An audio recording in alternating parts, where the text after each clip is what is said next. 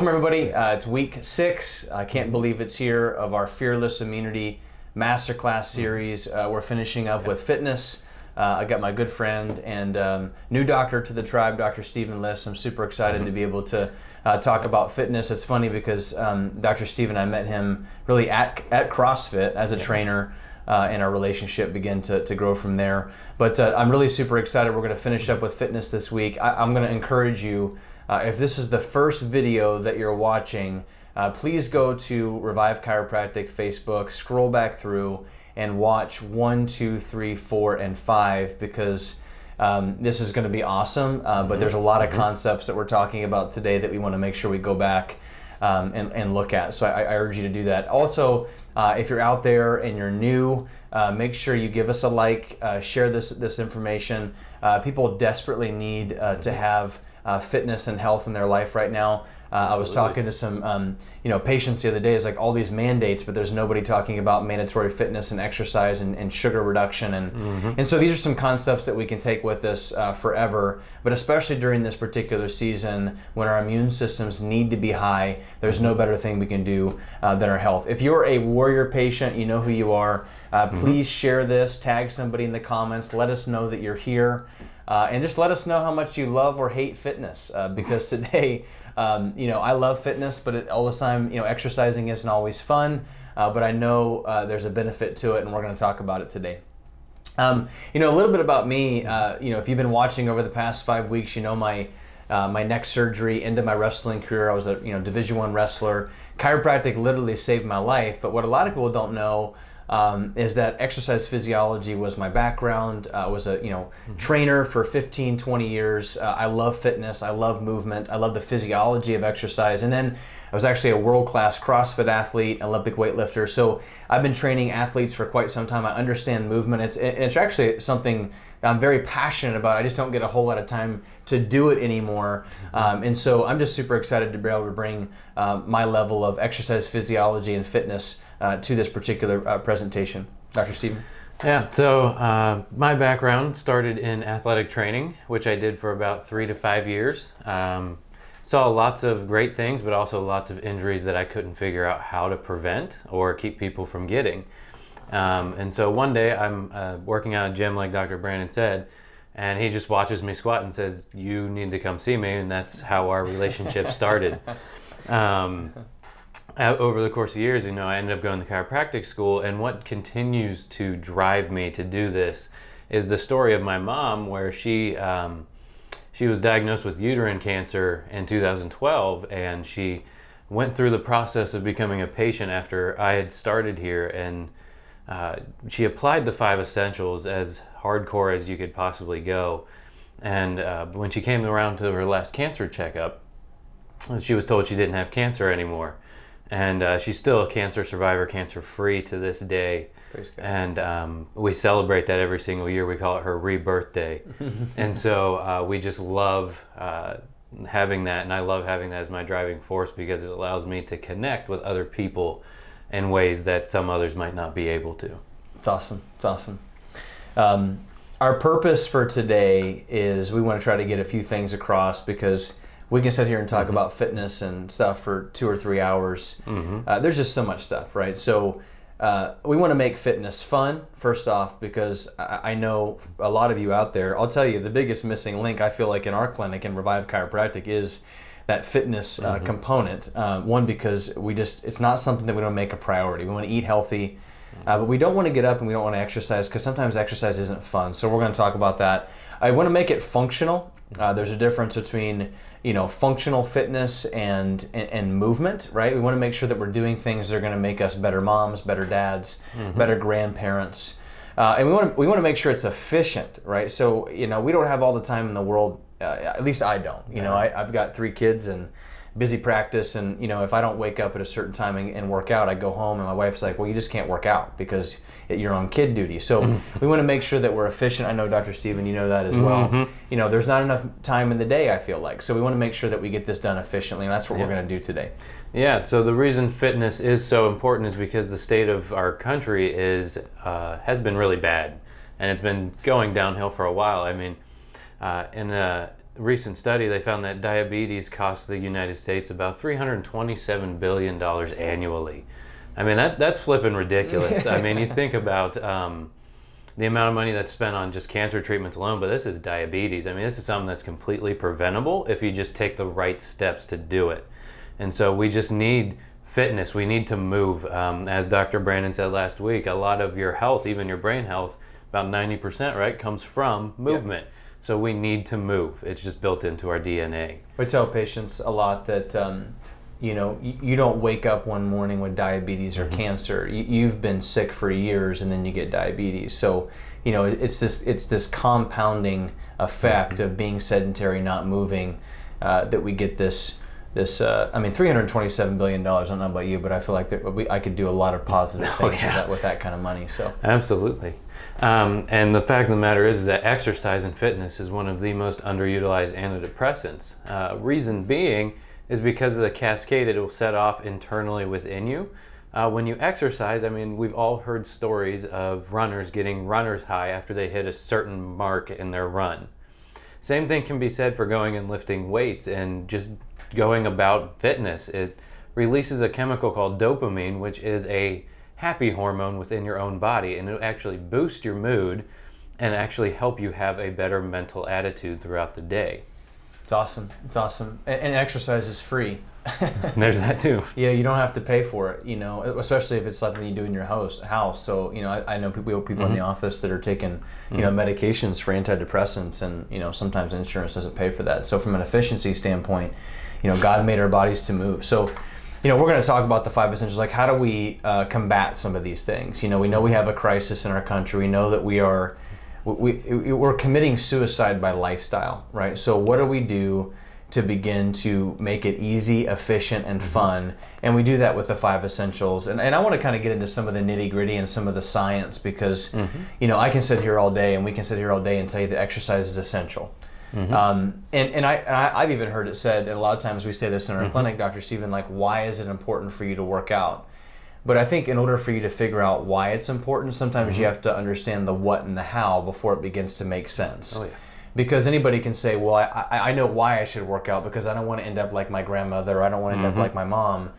But if you don't understand the physiology behind what's actually happening for nerdy people like myself, like I want to know how that works and what's actually happening. So just so you understand, exercise is not a choice. Well, actually it is. You have the choice to do it or not, but it's actually a genetic requirement. Like God designed our bodies, our genes, to have constant movement. Our brains need movement.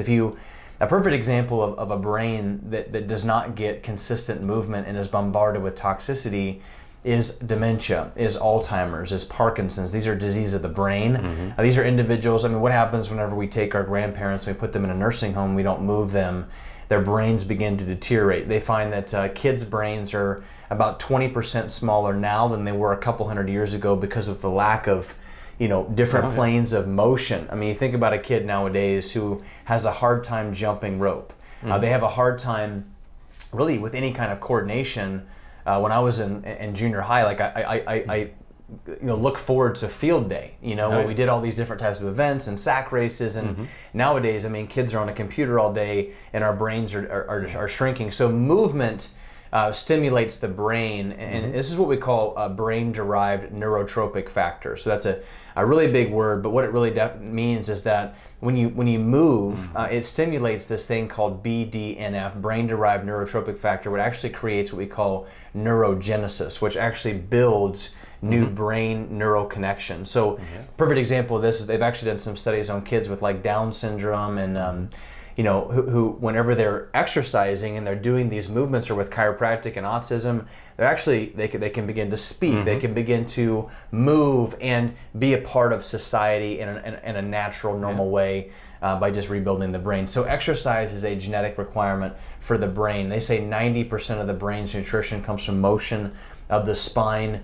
And so the other thing that you have to understand too here is that I've talked about this in the previous workshops. In the cancer, I believe it was week 3, we talked about cancer. We've got a healthy cell, we've got a cancerous cell. Cancerous cell have a really, really toxic membrane from bad fats. Omega-3 fatty acids are very inflammatory. But the one thing that separates a cancerous or toxic cell from a healthy cell is this little word here called oxygen. And the only way that you can drive oxygen into your tissue is through movement and exercise. You can also do that really expensively through a hyperbaric oxygen therapy chamber, which I've tried to get my wife to allow us to have one of those in our house, but they're like $20,000, and it's way cheaper just to go down in the basement and exercise than it is to have a hyperbaric oxygen therapy chamber. But they do a lot of this with cancer patients. They put them in cancer or oxygen therapy chambers to drive oxygen into the cell to decrease lactate. And so exercise, like I said, is a free gift, but it's vital for your cellular health, and it's vital for your brain. And so if you're on the couch right now and you're like, listen, I just don't like to exercise, well, I'm sorry, but you don't really have a choice, because your brain's going to deteriorate, your nervous system's going to deteriorate, and your cells are going to become toxic, and you're more likely to develop chronic illness. This was a research study that was done in Science Daily. This is Johns Hopkins University, 2019. Tumor cells exposed to low oxygen, which is they call hypoxia, have an advantage. So conditions have an advantage when it comes to invading and surviving in the bloodstream, which means that a low, like a hypoxic environment cell, those cells don't die, they replicate and they form tumors, which is why you want to have a high oxygen content. So pretty cool stuff. Yeah, so the quickest and most efficient way to make sure that you're getting the right kind of exercise to really feed your body is to do short duration, high intensity exercise. So what this means is you don't need 30, 45 minutes to an hour worth of time to do it. You need 10 to 12 minutes tops. And this is doing Tabata style. It's a popular term that a lot of trainers are starting to throw around now, of doing 20 seconds of high intensity exercise with 10 seconds of rest for 8 rounds or more. I mean, you do 1 round of Tabata, that's 4 minutes. I mean, anybody can spend 4 minutes doing something. I mean, I do it doing burpees, and I hate burpees. So this is just the very simple way to do it, and it doesn't require any equipment. I mean, when I don't feel like doing burpees, I'll do the sprints with this. As a matter of fact, I'll go out and set a timer on my phone and sprint rather for 10 seconds all out and rest for 20 to allow my body to recover. So there's multiple ways for people to actually incorporate this into their lifestyle. I would also say and add there too that if you're a runner and you're somebody who's like, I just don't like to lift weights, like you can still do short duration, high intensity exercise as a runner. This is what they call like fartlek training, which is where they're doing like sprint intervals, right? So if you're out there and you're a marathoner, or you're somebody who likes to go outside and run or walk, I've got a lot of walkers in the office, like we'll fast walk for 20 seconds and then slow walk for 10 seconds, or jog for a minute and walk for a minute. I actually had a really cool story. I've got a patient in the office who he's like, I've been exercising, and I've been exercising on my bike for an hour every night. And I was like, my gosh, like that's a long time. And he goes, I've plateaued in my weight.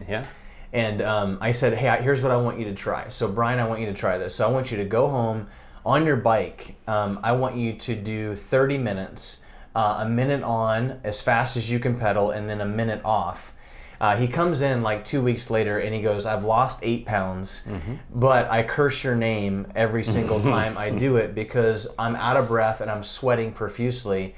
This short duration, high intensity exercise has to be intense. Like it's not something we find sometimes that people are like, well, I don't get a good enough workout. That's because you're not working hard enough. So when I say high intensity, I mean like 85 to 90% of your 1 RM.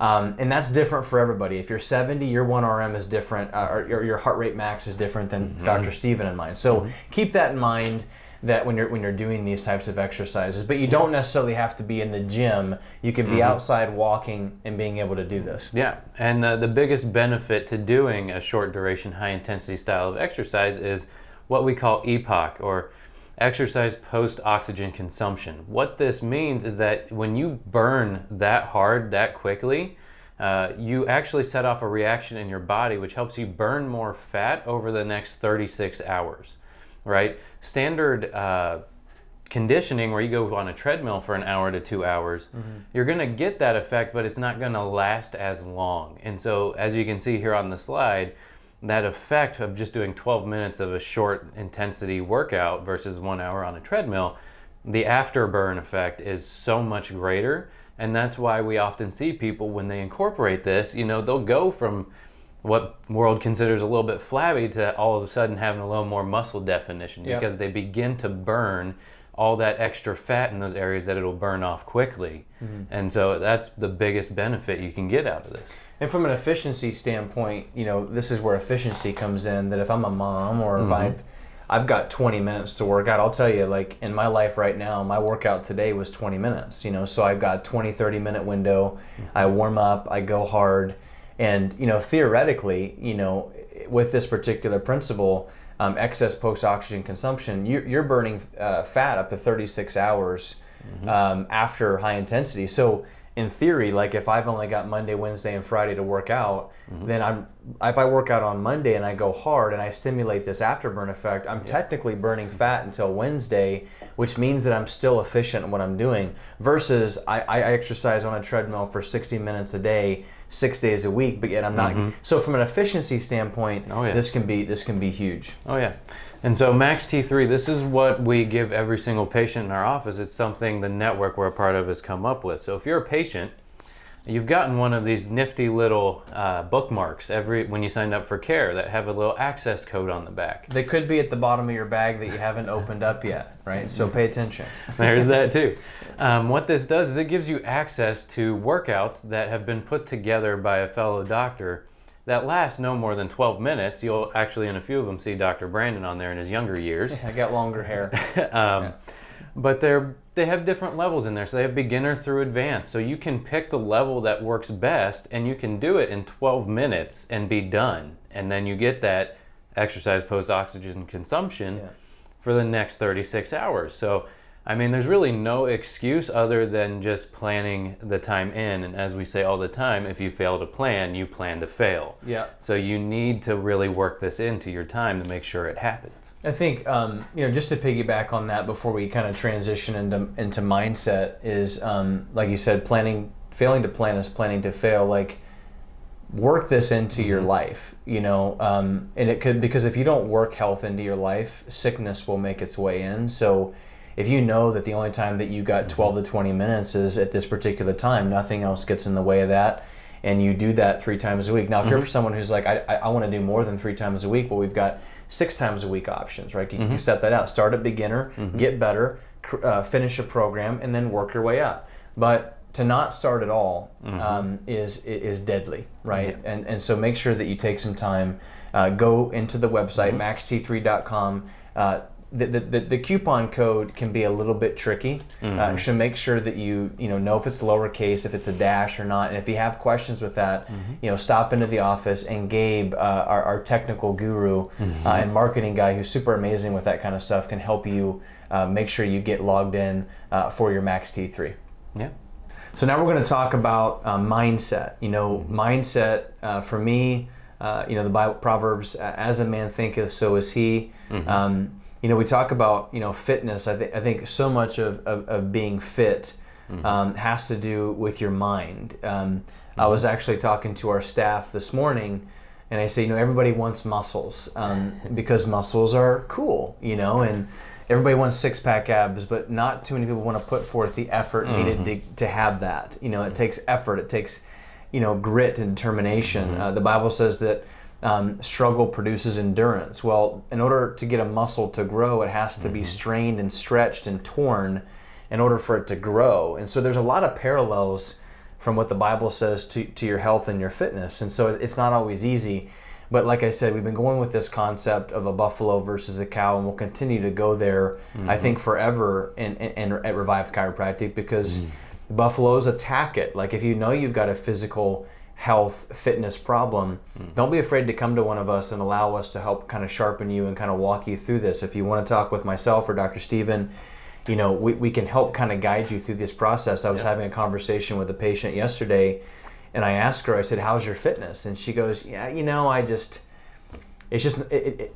going, and I said, so what is your why? And she says, well, what do you mean? And she's like, well, I was like, why do you want to be fit? And she said, because I want to lose weight. And I was like, well, your why is not big enough. And she looked at me and she says, what do you mean? I said, well, once you lose the weight, you'll just stop working out again. It's got to be bigger than that. It's got to be your kids. It's got to be, I don't want to get cancer, or I don't want to, I want to be alive and healthy long enough to be able to play with my grandkids on the beach. Now that's a why that will allow me to get out of bed in the morning. Like, I don't want to end up with cancer like my mother.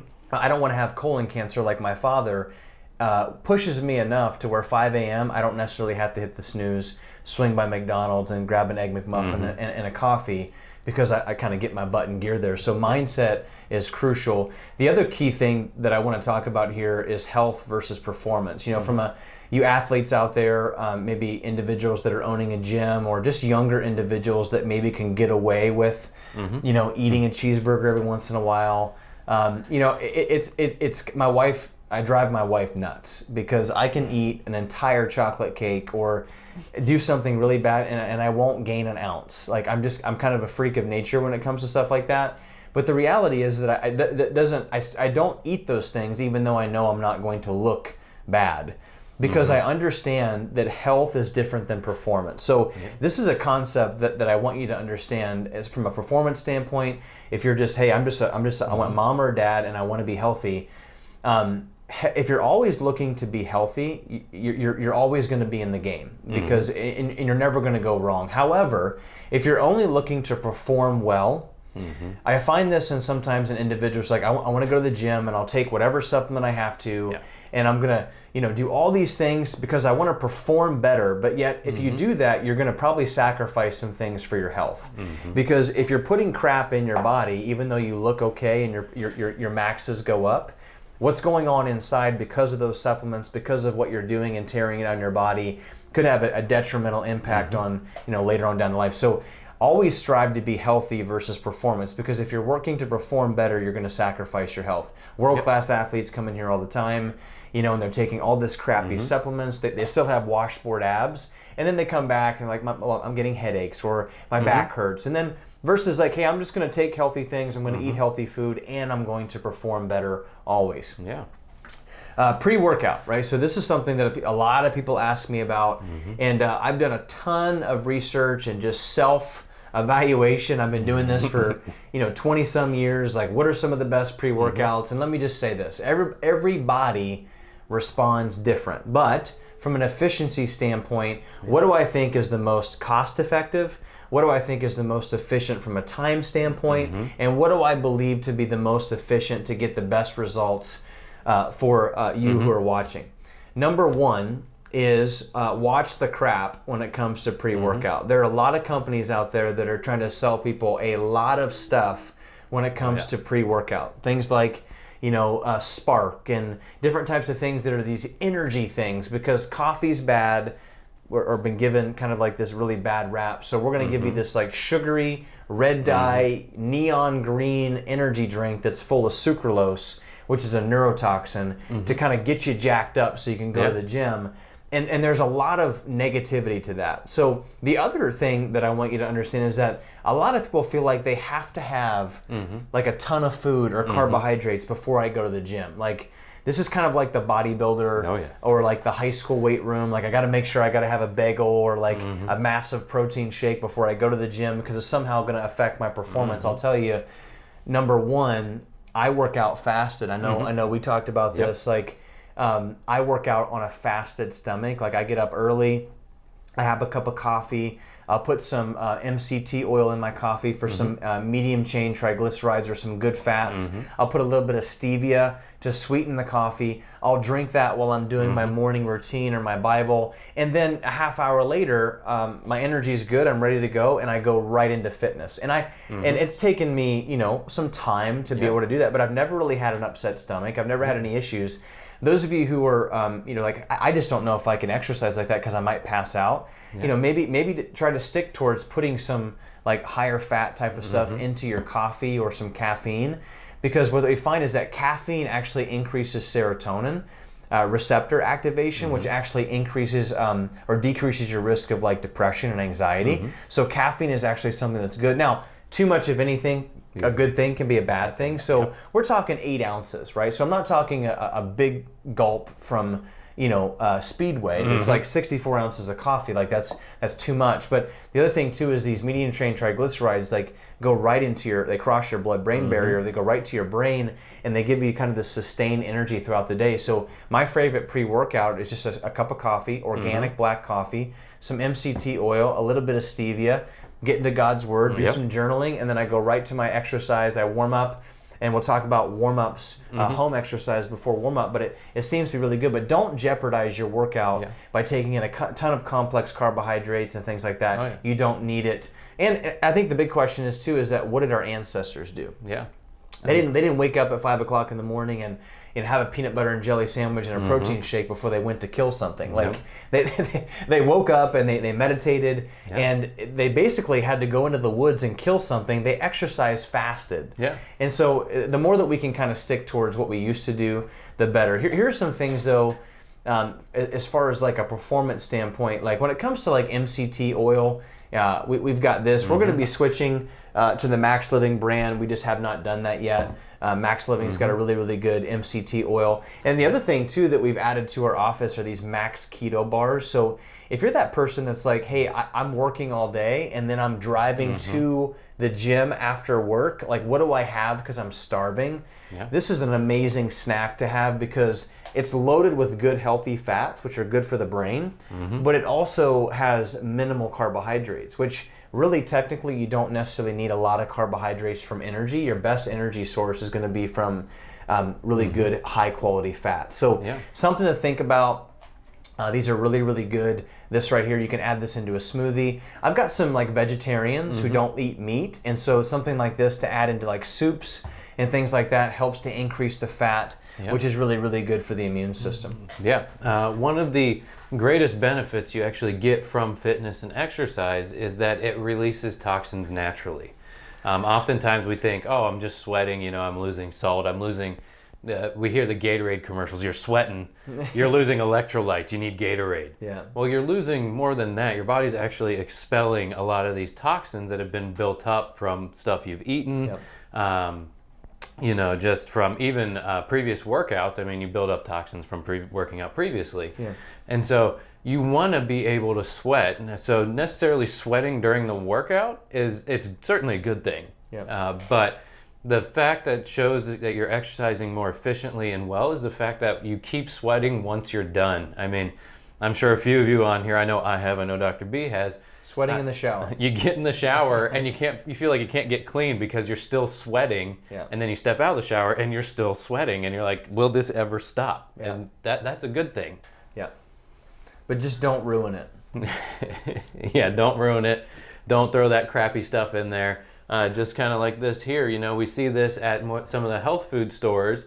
Packaging looks pretty. They did a great job of branding it, but when you actually look and you go to this Clean Label project, you can see here that they actually score very, very poorly when it comes to incorporating heavy metals into their protein powder. So having that after you work out, you just detoxified, but now you're retoxifying your body again. It's the same principle of going into it using one of those crappy pre-workouts. I used to do it all the time. Yeah. It leaves you jittery, itchy. Yeah. You're sweating that crap out, and then you go have one of these. Well, you got toxic, untoxic, and then retoxified again. So you want to make sure you avoid that. Yeah, we say all the time, you are what you eat. And so from a supplement standpoint, quality also plays a key role. So I think... I find a lot of people are like, well, I'm eating healthy, but then I go to GNC or I'm, ordering supplements that might be a little bit cheaper. But here's the reality is that your supplements need to be just as clean, if not cleaner than your food, because technically, if you're eating a whole food diet, like you shouldn't have to have all kinds of supplements, but there are just certain things that we need to have, omega-3 fatty acids, vitamin D3, probiotics, maybe a good organic multi. But if you're working out, muscles are going to break down. They need to be repaired and rehealed. But this absolutely shocked me because like this is a company, when you look at this, it's raw, it's organic, it's plant-based, it's dairy-free. Like I would consider this a pretty sexy label. And people look at this like, wow, that has to be healthy. What I'm finding is that like a lot of plant-based proteins, that they're getting a little bit behind, and they're getting really fancy because they have to make something out of something that really doesn't exist. And so the heavy metals are super high. So don't let the labels fool you, when it comes to that. Yeah. Here's the thing: is that simple is always better. The less the ingredients, the less that you have to manufacture it or isolate it is the best. And I found this, that I've been taking protein powder. I know you've been taking protein powders for a really long time. When it comes to taste, when it comes to mixability, And when it comes to just overall results or like, I'll be honest with you, like whenever I take a protein powder in the past, like I was very gassy, right? I mean, you can tell like, it's awful, right? So Max Living, we've partnered with Designs for Health, which is a really, really high quality pharmaceutical grade grass-fed beef. They actually call this hydro beef, which is grass-fed beef whey protein. So they take grass-fed cows and they take the whey and they use that, and it's sweetened with stevia, which is a natural product that's not going to spike your blood sugar. We talked about diabetes. We also have bone broth protein. So for those of you who have a whey allergy, which I find a lot of people have whey allergies. So if you're like really gassy after you're taking a protein supplement, you probably have a belly issue.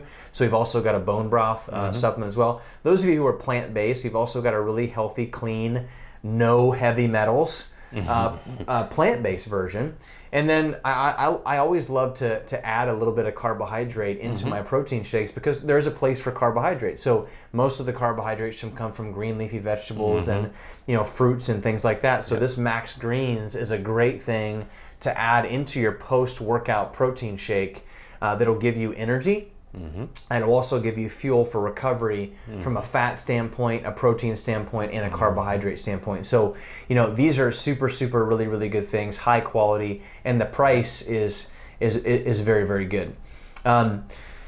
So, a couple things. So let's talk about this. So we talked about the MCT, we talked about the Max Keto Bar, which are some things that you can put in your coffee and on your way from work to the gym or just as a snack. I think I eat our office out of the Max Keto bars. You really do. I have a Max Keto Bar addiction. So if there's a group out there for Max Keto Bar addicts, like I need to be a part of that group. But so here's the deal. So for all of you warrior patients, so as a warrior patient, thank you so much for being a part of our clan, being a buffalo. Share this video, right? So you have to share this video and you literally have to tag somebody in the comment, right? So please don't go to the front desk and say, hey, I need 20% off a supplement because I'm a warrior patient. Because just because you're a warrior patient doesn't mean you get 20% off. You physically have to share this video and you have to tag a friend who needs to hear about fitness in the comments, and then you get 20% off either of these supplements that you want, right? So we've got protein, we've got Max Greens,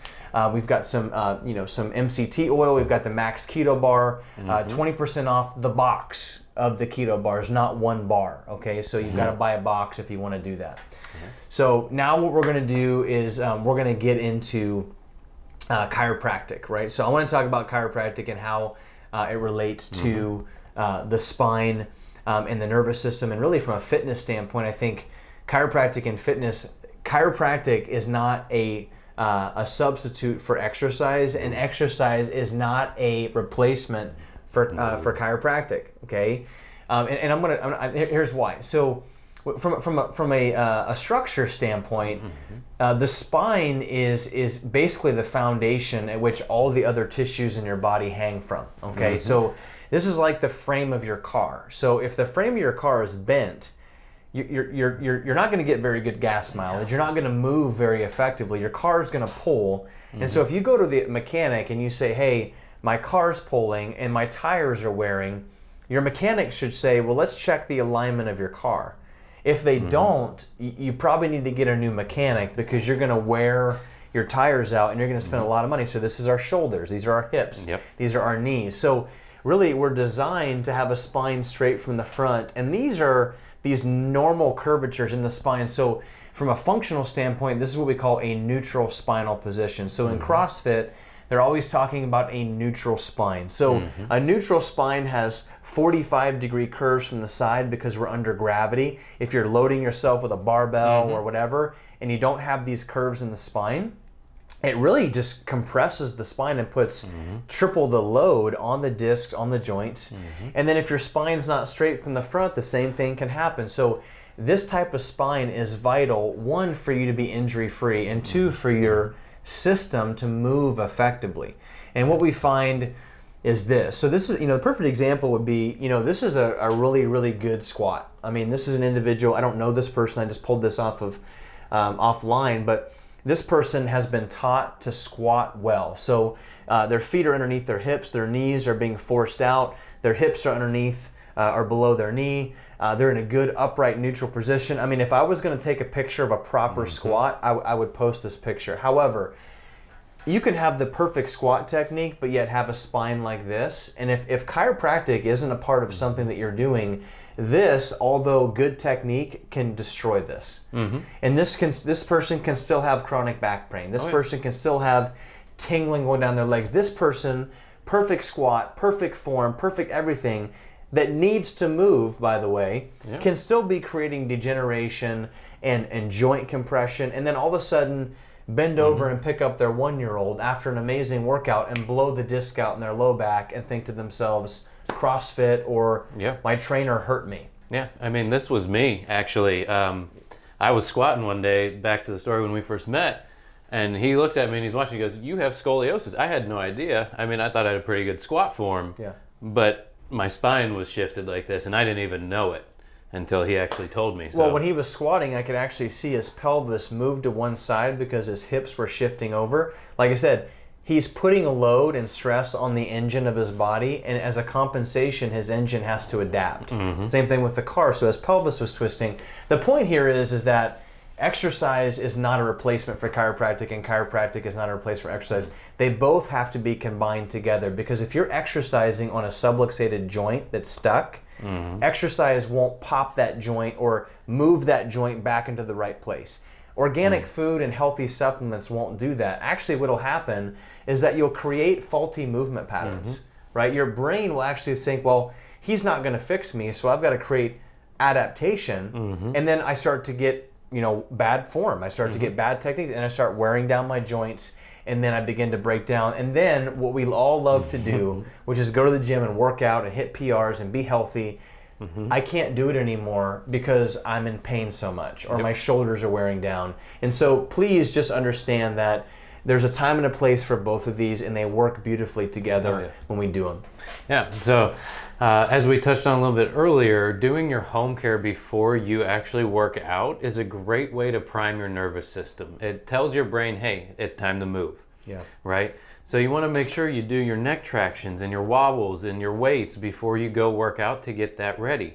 Another great thing to incorporate in there as part of your pre-workout is some more foundational functional movements that if you watch a toddler or a baby, they do these all the time. Working a cross-crawl pattern to engage your brain. So give an example of cross-crawl. So cross-crawl, you can do it on your hands and knees, or you can do it in what I would term the proper bear crawl, where your butt's not sticking up in the air and your back is flat.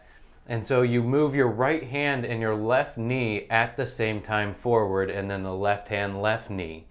And you work on that, and you get that movement down, and then you can start to work on doing that backwards so that your brain builds a pattern across your brain rather than just working one side, and it just primes the brain for movement. At the end of the day, once you're done, a great thing to do is to do your rolls and your wedges and lay on those to allow your body to relax, to really help those curves settle in and relax in a position where you don't really have to think about it or really work at it, because we're under stress all the time throughout the day. We're under gravity, as Dr. Brandon said earlier. And so this just allows your spine to relax and gives it some time to recover from what you've done throughout the day. Well, when you eat food or you eat a big piece of steak, like what do you go home and do? Like you brush your teeth and you floss your teeth to get all that out of there. You do a workout, and then you go home and you do nothing to manage your spine, scar tissue builds up. You get tight. Like, so, I use these as a warm-up to my exercises, because as Dr. Stephen was saying, the spine moves core to extremity. So if this isn't warmed up, then your shoulders can't technically get warmed up. And so doing things like this cross-crawl motion is a great way to prime your brain. And if you're a patient, make sure you utilize these, and the best time for you to do them, especially in a wellness category where you're doing your exercises once a day, think about doing these before you load your spine.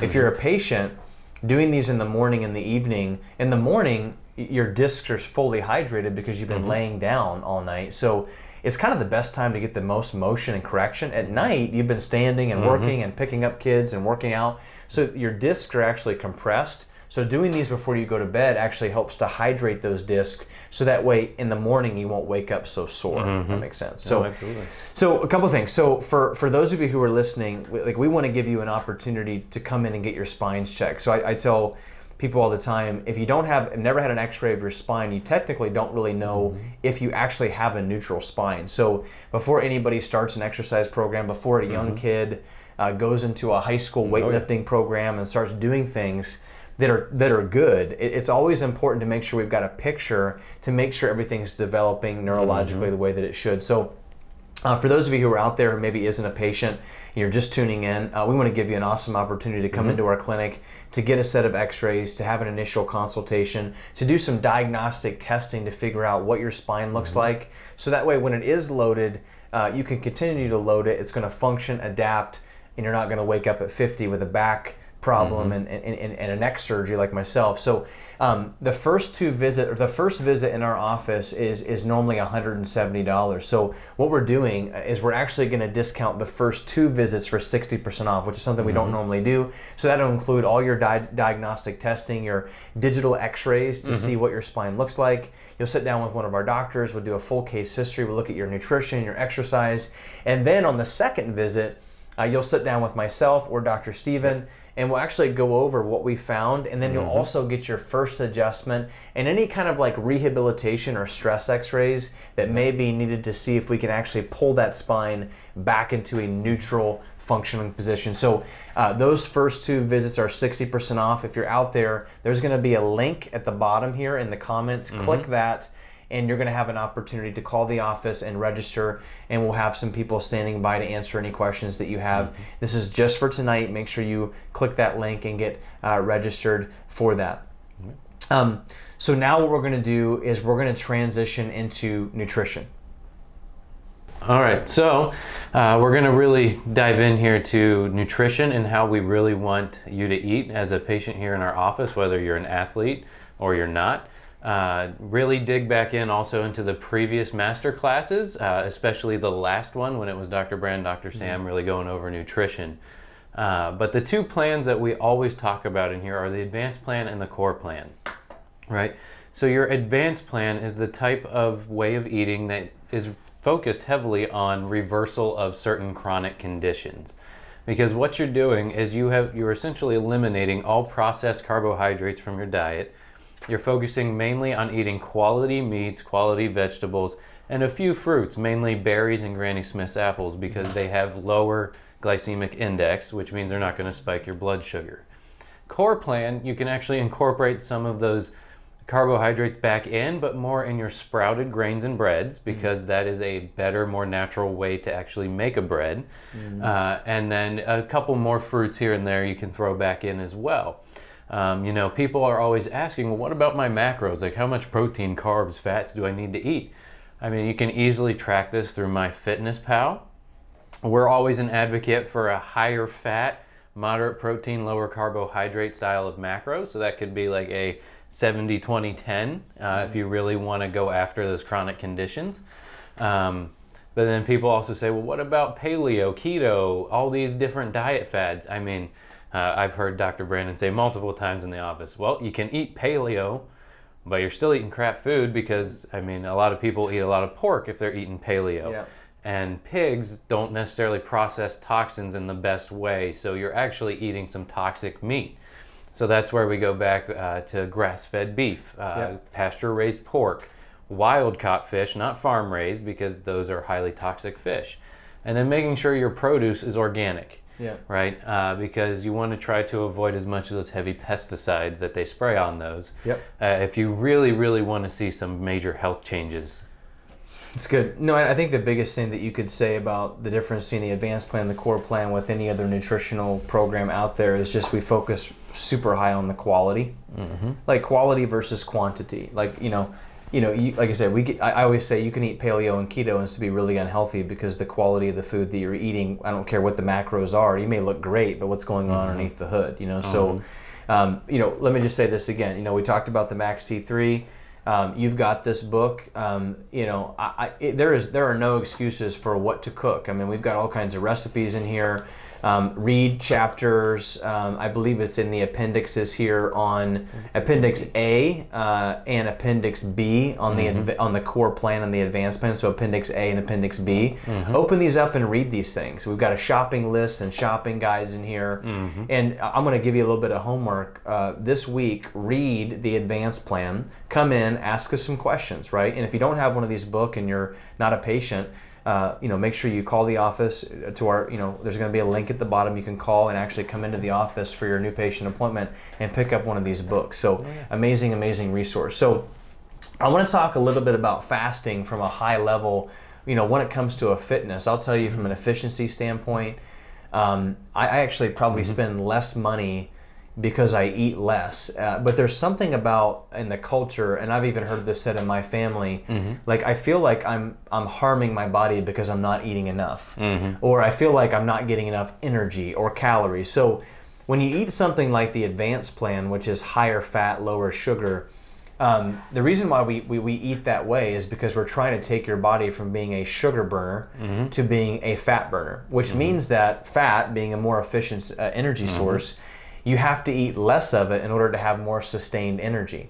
So from an energy standpoint, from an efficiency standpoint, and from a money standpoint, you're going to spend a ton of money eating a lot of protein and complex carbohydrates versus having a diet higher in fat, good fats, which will allow your body to become more metabolic. So metabolic efficiency standpoints, you want to have a lower sugar, higher fat diet. From a fasting standpoint, research is very clear that cultures that eat less, they actually live longer, right? So from an energy standpoint, from a longevity standpoint, from an aging standpoint, from a genetic standpoint, fasting is very, very powerful. And so we want to kind of break down the different types of fasting, but I'll tell you this, is that intermittent fasting and just fasting in general has kind of taken a little bit of a hit, because a lot of us have been told, well, eat every 2 hours to speed up my metabolism.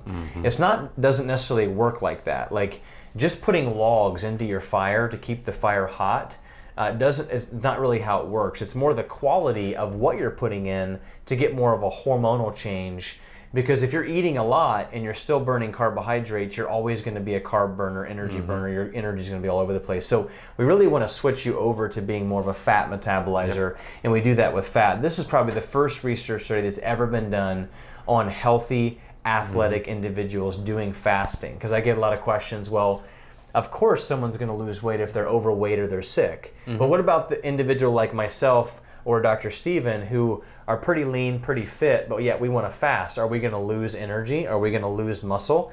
And actually this 8-week study on fasting, these athletes were doing this 16 hours of fasting, 8 hours of eating. They found that these individuals, these resistance training healthy males, lost no strength. They had no strength deficits. They actually increased their strength, and their total triglycerides went down. So the research has been done. Fasting is beneficial for healthy or unhealthy overweight individuals. So don't get freaked out when it comes to that. The types of fasts, number one is intermittent fasting. So this is the one I think is the easiest one to implement, and I think one that Dr. Steven and myself both do kind of innately. It's almost kind of like because I'm eating the way that I'm eating, I technically just don't get hungry until 11 or 12, and I don't eat dinner until 7 or 8. So that's my 8-hour window of eating, and then I'm really fasting for that 16-hour window. So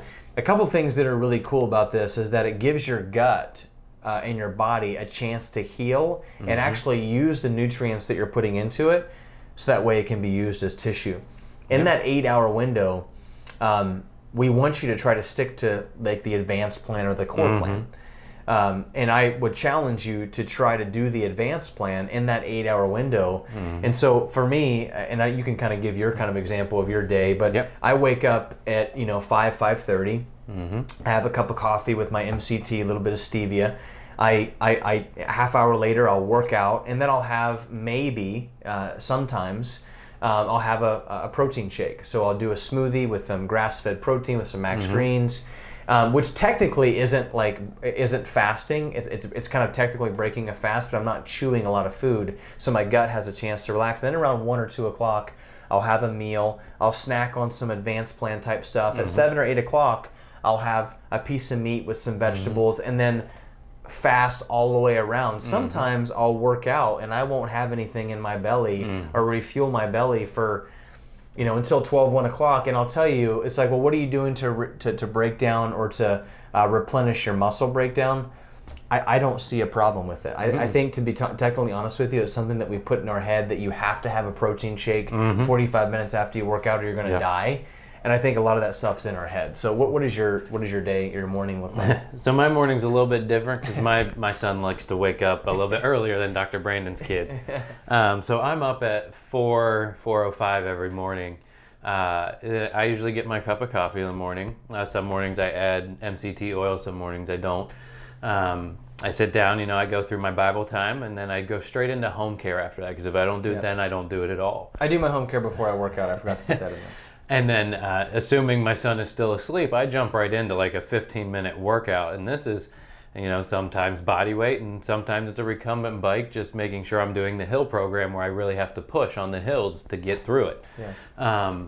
After that, I won't eat most days until 10, 11, or 12. It just depends. Great way to control that, I find, is to make sure you drink plenty of water. Yep. If you don't drink water, you're going to get very hungry, and it's going to be almost impossible to keep that fast going. Yep. I'll have sometimes a smoothie, sometimes solid food for lunch. I might get a snack in before we actually start our afternoon here in the office, and then I won't eat again until about 7, 8 o'clock at night when I get home from the office, and then I'm usually done again for that next 16 hours till the next day. And so that, I think that's important for people to understand, because energy stays high.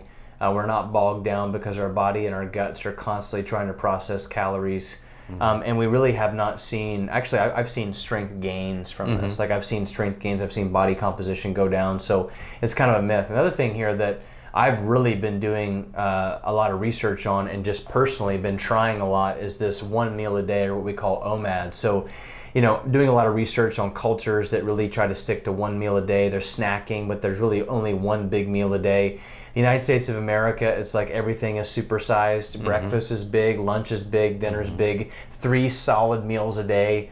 Like I said, I don't really know who came up with that, but the definition of insanity is doing the same thing over and over again, expecting different results. So our culture is not healthy. This is something really cool that we've been doing. So 1 meal a day is a different form of fasting. So what I try and do is, we do this on Sundays or Mondays, my wife and I. My wife actually does this pretty much every day. So she's been doing this. I've been trying a little bit throughout the weekdays, and we'll kind of go through a program here. But basically what you'd be doing is you wake up, you have a cup of coffee, have a cup of green tea, stimulate those serotonin receptors, get a workout in, and then you're doing just like juice and water. Things that are just, you're still getting calories from the water or from the juice, and maybe even a smoothie, but you're not necessarily chewing food all day until you get to dinner. So at dinner, I'll have 4 to 6 ounces of chicken, fish, or steak, quality, with this really as many green leafy vegetables sauteed in coconut oil as I can possibly stick in my mouth, and through that period. And then it's a really great way to be able to kind of speed up your metabolism. You become more of a fat burner. And so it's a really great thing to try. And then on Sundays, I find this to be really nice because it's kind of a fasting day. It's kind of a Sabbath day. It's a planning day. And people tend to be super busy. They're running around prepping for the week, and so it's actually a great time to do it. Yep. So we've got like a 5-1-1 principle or a 4-2-1 principle. So if you look at this, 5 days if advanced plan, 1 core day plan, and 1 OMAD. So this is kind of what I like to do sometimes. So here's this is an opportunity for you to have a little bit of a cheat meal, right? So you've got 5 days, Monday through Friday is your advanced plan. So go to Appendix A, check out your advanced plan, and then on Saturday you're going to do your core plan. So you're allowed to have some like pancakes or quality. You're allowed to have a piece of toast. You're allowed to have some bread or maybe some paleo donuts, right? And then on Sunday, do your OMAD, your 1 meal a day. And the other one will be 4-2-1, which is 4 days of advanced plan and 2 core plan days. So maybe that's Friday, Saturday, or maybe that's Saturday, Sunday. Hey, on the weekend, I like to take my foot off the gas. I like to relax a little bit. I find that this breaks up some of the monotony or some of just the just constantly, like I feel like I can't eat anything but vegetables, right? So there's some good in changing things up, right? And so I find that this particular program works really, really well. And I'll tell you, if you did this 5-1-1 program or this 4-2-1 program for 28 days and you were consistent and you exercised on a regular basis, you are going to become more metabolic. You're going to have less fat content. Those of you who are hanging on to a little bit more stubborn belly fat, you're going to lose weight. Your mental clarity is going to be better, and your immune system is going to skyrocket, go through the roof. Really, really amazing stuff. Yeah. As we wrap up here, I want to talk about some cool things that Dr. Steven and I are doing. You know, we're trying to figure out ways to be able to come in and to educate you and your family.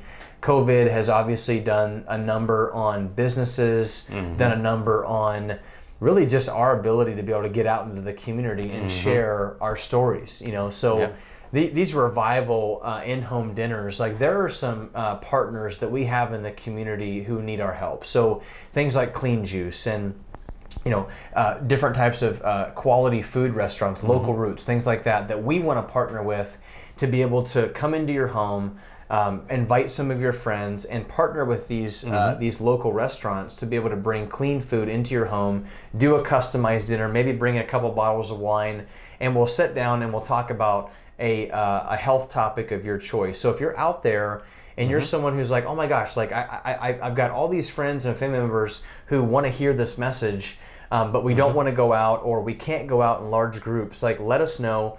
Tag your name in the bottom if you're interested in these revival in-home dinners. Myself, Dr. Steven, will split up, and like I said, I love doing these. I've done these in the past just because, and they're super awesome. They're super intimate, and you can ask a ton of questions, and the topic is up to you. So if you want to learn about time management, if you want to learn about weight loss, if you want to learn about mindset, whatever it is, let us know, and we would love to come to your home and deliver that.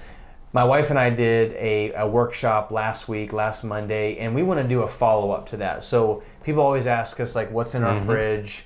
You talked about high-level nutrition, like we talked about dairy and pork and how bad they were. So what do I use if I don't want to eat those? So we're going to kind of give you a sneak peek into our fridge. Make sure you tune in live November 16th, 7:30 p.m.